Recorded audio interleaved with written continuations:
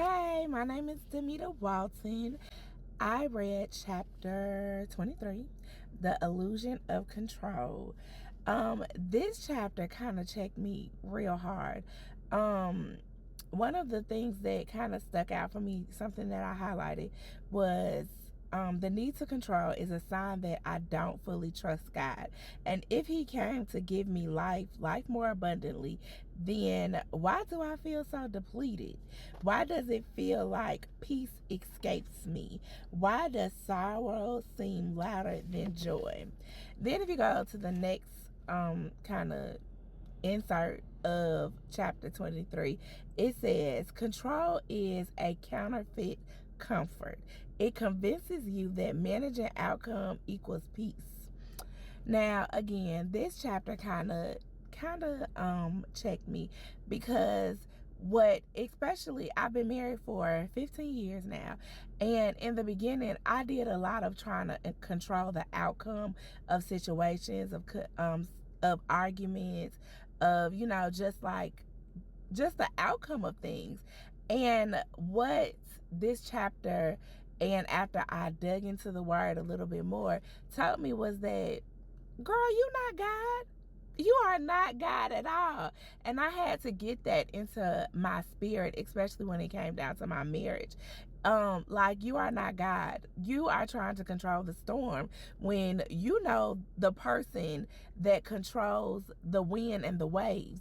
The storm doesn't even matter because the wind and the waves are controlled by God. So I had to learn for myself, release, let it go, that controlling is a sign of pride. Controlling is a sign of fear. Controlling is a sign of me not trusting not only my spouse, but not trusting God, not trusting the plan that He has for me, not trusting, my spouse or what's happening in our marriage, in life, period.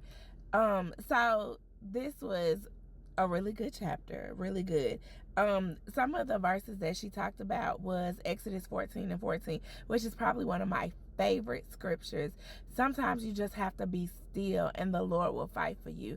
And I think that as a believer, sometimes we forget about that, and we forget about, that being a believer also marinates in our marriages.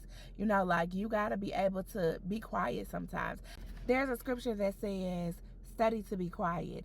And I had to learn what that meant, to actually be quiet. Being quiet is a submissive. It is a surrendering, but it also teaches you that, everything doesn't deserve a response. Everything doesn't need a response.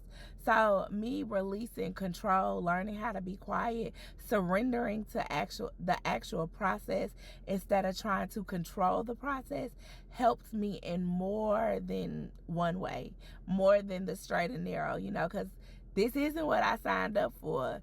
But you teaching me patience and surrendering and submitting is also not what I signed up for. So I had to learn those things, and come to grasp with actually learning how to release control, because control is not for me. What I need to learn how to do is self-control, but not controlling a situation, not controlling my spouse, not controlling the outcome.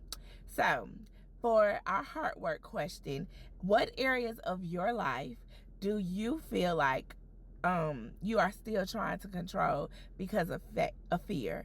Or what areas of your life do you feel like you are using controlling as a piece? You are just trying to avoid, things that disrupt your spirit, because you want to be in control of things. Yeah, drop a comment, let us know, talk back.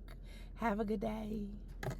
If the highest place I reach is at your feet, then I've done it all. If the best thing that I've seen is your glory, then I've seen it all. Your love has changed my life.